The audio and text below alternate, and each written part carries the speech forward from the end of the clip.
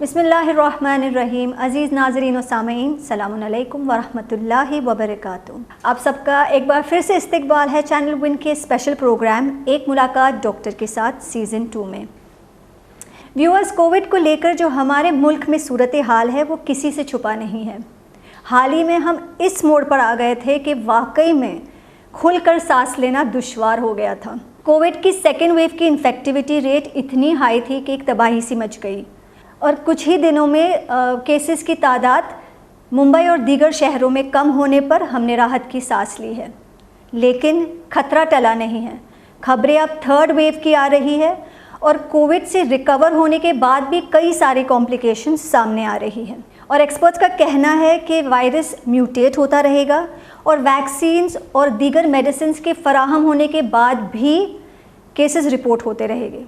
तो इस माहौल में कोविड से बचने के लिए और एक हेल्दी ज़िंदगी जीने के लिए हमें क्या करना चाहिए, हमारे लिए क्या अहम है, इस पर रोशनी डालने के लिए आज हमारे साथ जुड़ेगी डॉक्टर आफरीन हिरजी। डॉक्टर हिरजी एक फ़िज़ियोथेरेपिस्ट है और फ़िलहाल कोविड-19 पेशेंट्स की इमदाद के लिए फ्रंट लाइन पर काम कर रही है।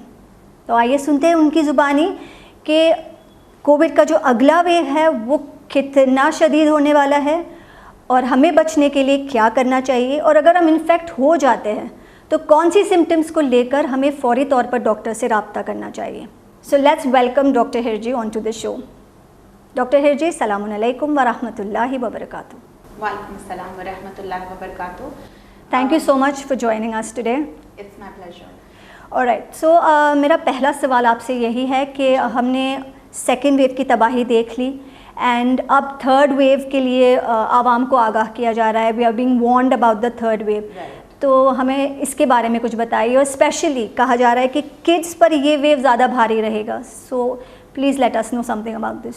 Right, so as we know कि इम्यूनाइजेशन हैज़ स्टार्टेड फॉर 18+।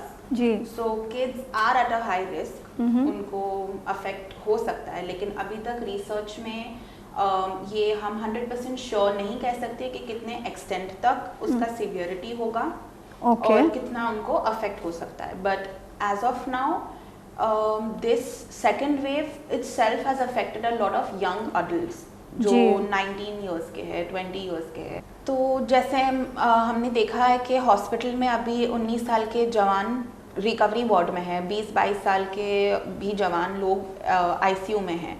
सो काफ़ी हद तक ये जवान पॉपुलेशन हमारी यंग पॉपुलेशन को अफेक्ट कर ही चुका है।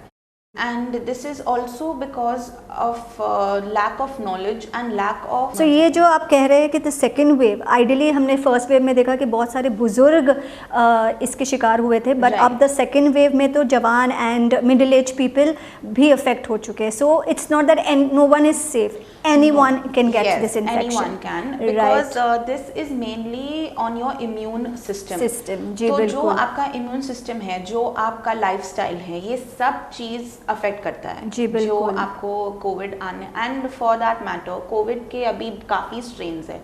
जो हमने पहले देखा फर्स्ट वेव में, उसके सिम्टम्स थोड़े अलग थे जो हमने देखा सेकेंड वेव में। अब सेकेंड वेव में हमें वॉमिट, डायरिया, जो गैस्ट्रोइंटेस्टाइनल के कॉम्प्लिकेशंस या सिम्टम्स जो दिखते हैं वो सेकेंड वेव में दिखे हैं।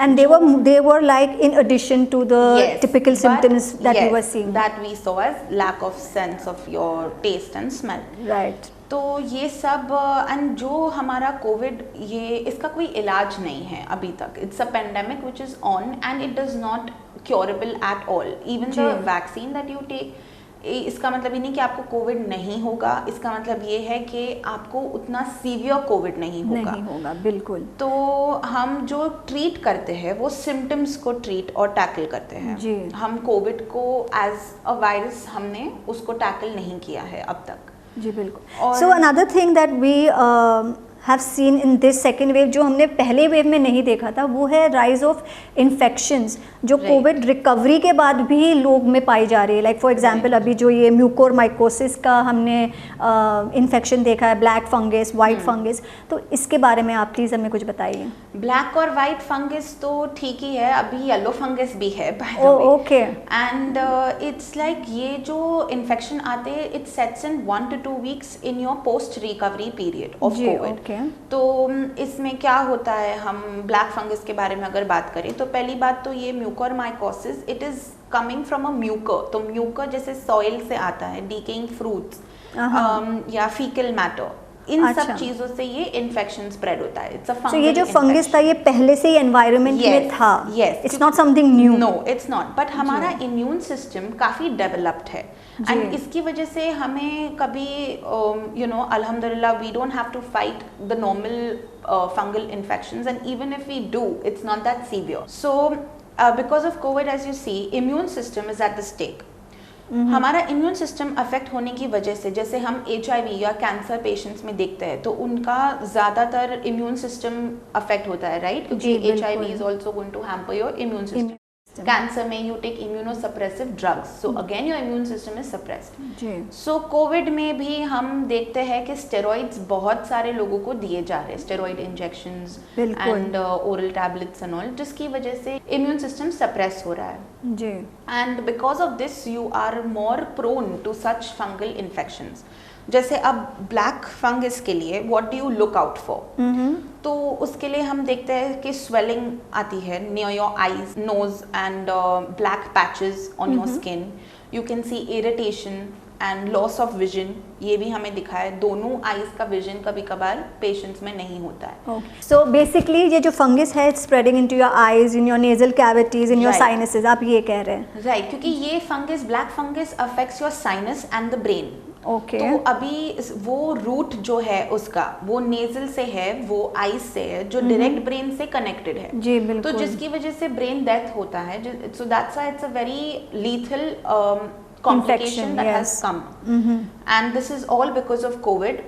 क्योंकि तो बेसिकली कोविड की मेडिकेशन से जिसकी वजह से हमारी इम्यूनिटी सप्रेस हो रही है, इस वजह से we are prone to other diseases like this one. और ये एक है, जैसे अभी आपने बताया वाइट फंगस भी आ गया और येलो फंगस भी आ गया। सो ऐसे बहुत सारे फंगल इन्फेक्शंस और दूसरे इन्फेक्शंस हो सकते हैं। राइट, और आ भी सकते हैं आगे। जी बिल्कुल। वो हमें पता नहीं है कि अब कितने और ज़्यादा कॉम्प्लिकेशन थर्ड वेव में दिखेंगे या इतने ही सेकेंड वेव में थे कि और है, क्योंकि अभी से 2 हफ्ते पहले तक हमें इतना पता भी नहीं था कि फंगल इन्फेक्शंस हो रहा है, black fungus, white fungus. But अभी हम देख रहे हैं कि लोग मर रहे हैं इसकी वजह से। It's not just something that is in the news, it's literally out there in the world happening. Correct. And yellow fungus has little different symptoms. जैसे उसका फटीग है, थोड़ा हेडेक वगैरह, उसके थोड़े दूसरे सिम्टम्स है। तो क्या ये भी उतना ही फेटल है जैसे ये ब्लैक फंगस से ज्यादा है फेटल। या सो बेसिक थिंग इसमें है कि आप फीकल मैटर से दूर रहिए, आप अपना हाउस होल्ड क्लीन रखिए, आप डीकेइंग फ्रूट्स, वेजिटेबल्स, ये सब जो मैटर्स होते हैं जिससे फंगल इन्फेक्शन कैसे भी आ सकता है, even bread for that matter, उन सब चीज़ों से you have to be really careful in your house, to not preserve fruits or these stuff which can lead to fungal infections. So ये बहुत important बात डॉक्टर ने कही है कि we have to make sure कि हम ऐसी कोई फंगल इन्फेक्टेड चीज़ें ना रखें और उसके राब्ते में ना आए, उसके और उससे दूर रहे। And of course we make sure that हम प्रोटेक्टिव कवरिंग रखें ताकि हमें वो इन्फेक्शन ना हो, specially the ones who are immunocompromised, जिनकी इम्यूनिटी पहले से ही कम हो। राइट जी।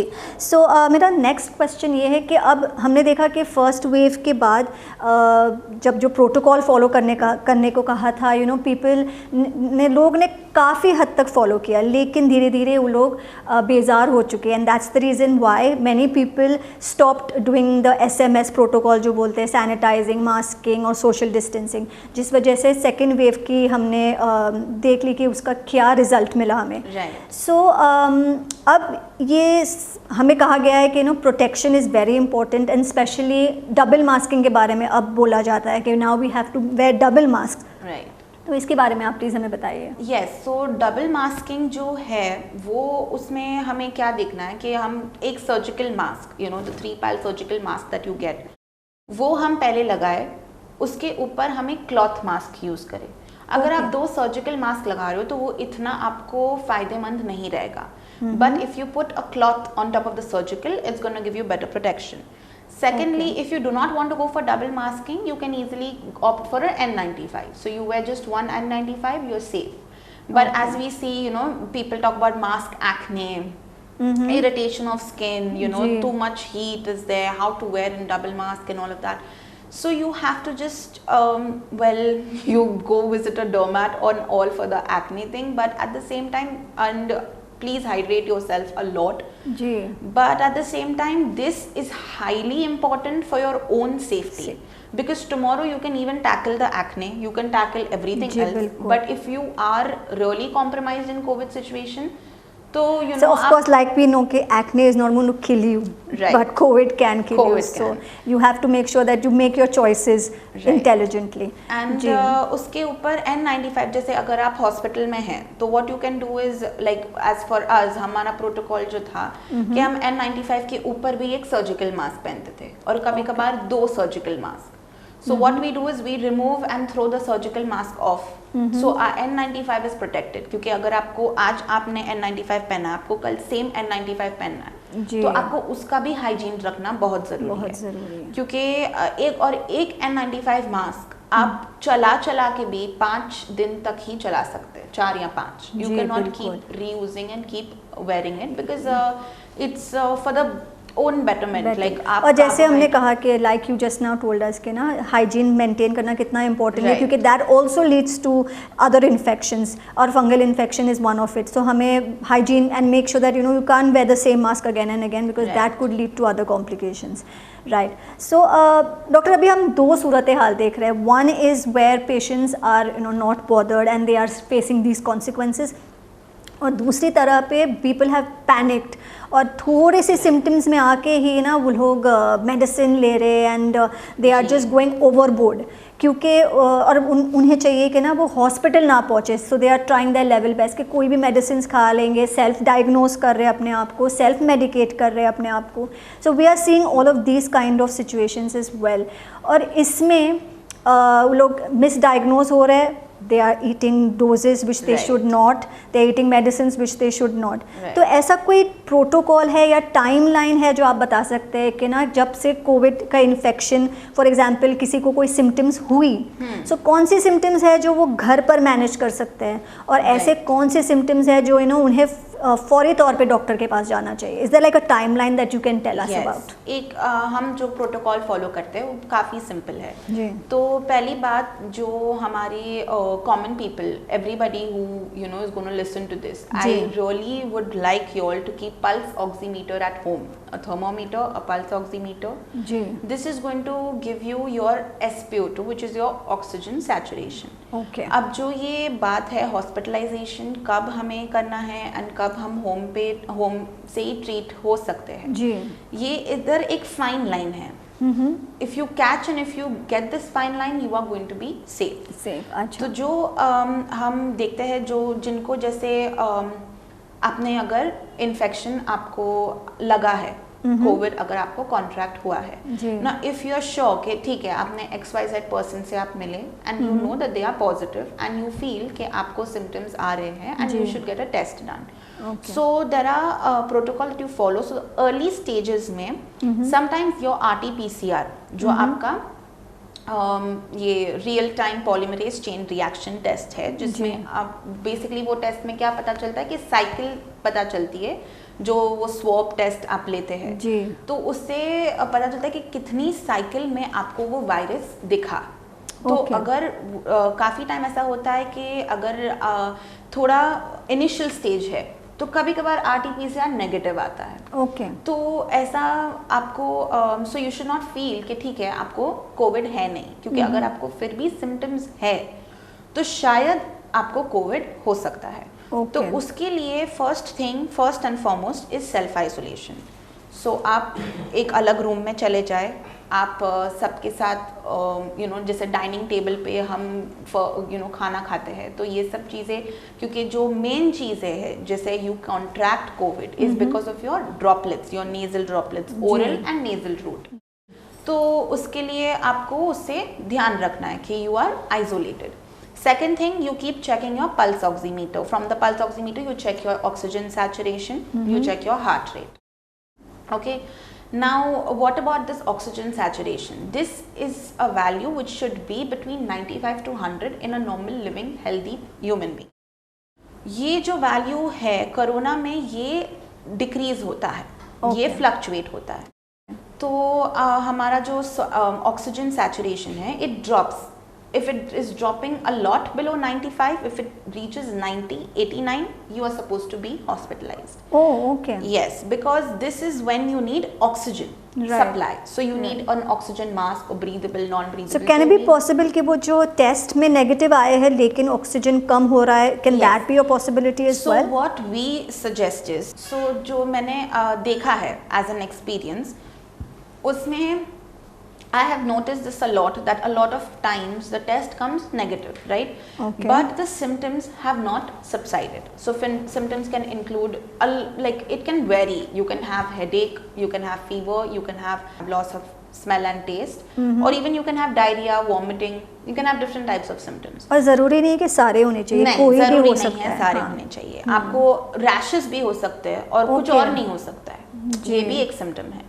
तो ये पर्टिकुलरली हमें पता नहीं है कि कौन से सिम्टम किस बॉडी को क्या अफेक्ट करेगा, right?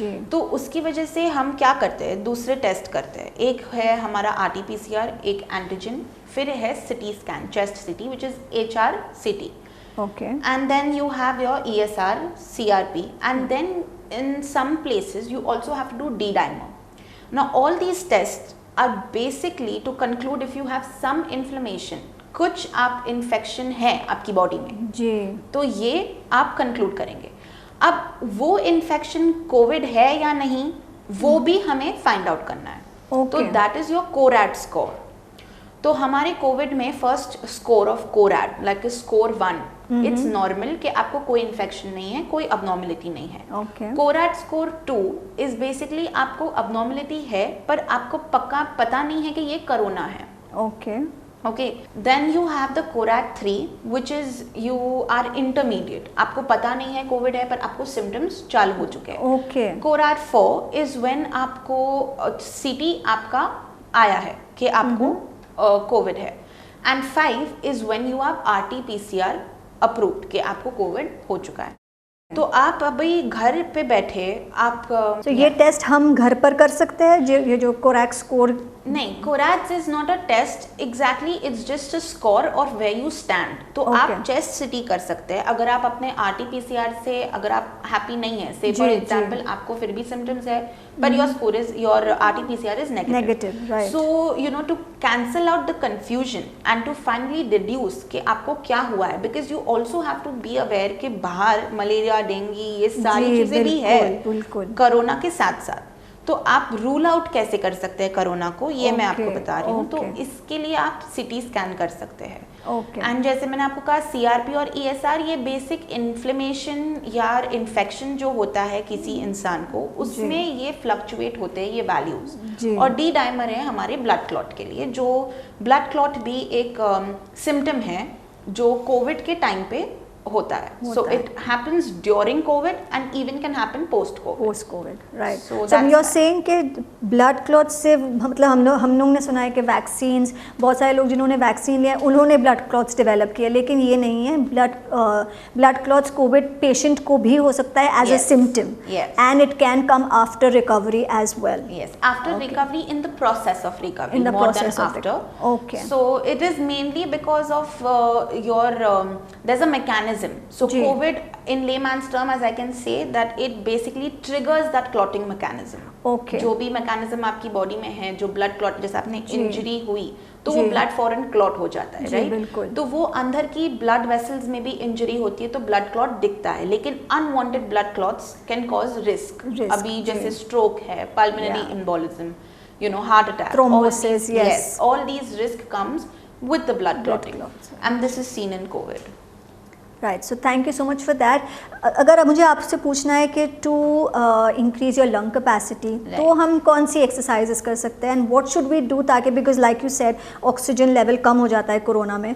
So what is it that a patient can do at home to help himself और हरसेल्फ अगर उनको ये कोविड इन्फेक्शन हो गया है? राइट. सो हमारी काफ़ी जैसे physiotherapy is the best thing what you can do, breathing exercises, and there are a lot of protocols that you follow, but main thing that you do is your positioning. Lung positioning, अभी जैसे हमारे prone positioning है एक चीज, तो उसमें आपको क्या करना है, आपको पेट के ऊपर सोना है और एक तक के आपको पूरा there is a picture that is more like you can even Google it, you know, if need be, because I'll try to explain as much as I can. You have to keep pillows supporting one under your abdomen, one under your knees, one under your chest, and you are resting. It's a very comfortable position, and this is going to increase your lung compliance. Lung compliance यानी आपका lung capacity, जितना आपका ventilation perfusion ratio होता है वो बढ़ाता है। तो ventilation perfusion ratio बढ़ाने से आपको breathing में आसानी होती है, एंड इन टर्न उससे आपका ऑक्सीजन सैचुरेशन इंशाल्लाह हाई होगा।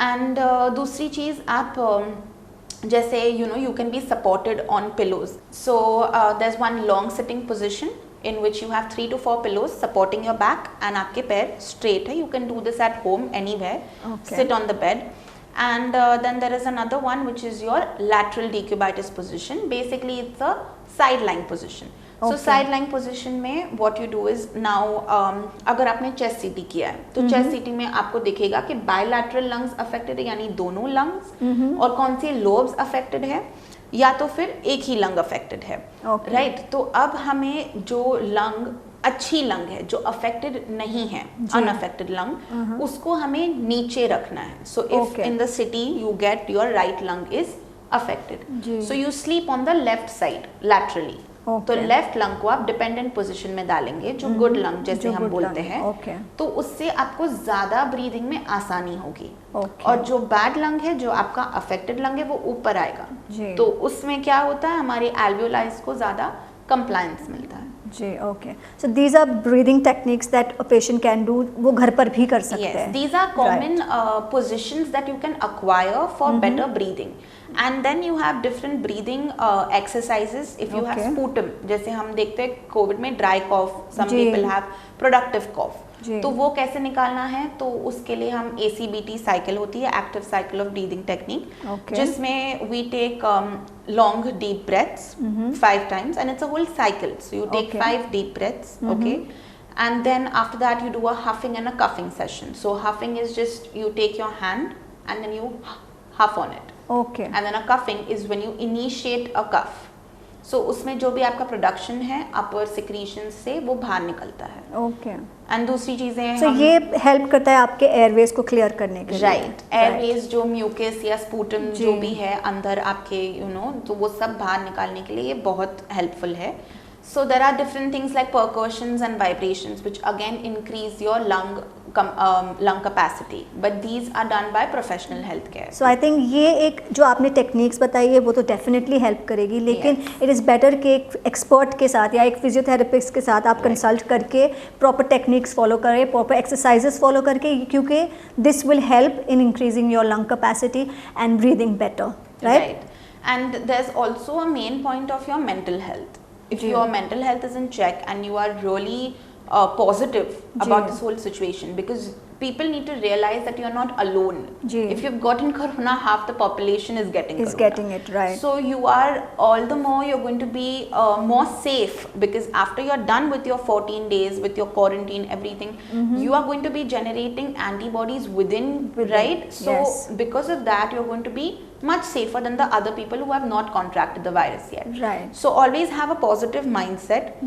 Please do ambulate. ऐसा नहीं है कि आप मरीज की हालत में हो तो आप चल फिर नहीं सकते, आप बैठ नहीं सकते, एंड कुछ लोग एकदम उसमें कुछ एक्टिविटी नहीं करते, इससे और प्रॉब्लम्स कॉम्प्लिकेशंस आ सकते हैं। तो जैसे आपके फैमिली डॉक्टर ने आपको बोला है आप वो फॉलो करिए, एंड साथ साथ में ये ब्रीदिंग एक्सरसाइजेस, ये पोजिशनिंग्स, ऑल दिस इज इंशाल्लाह always going to help you.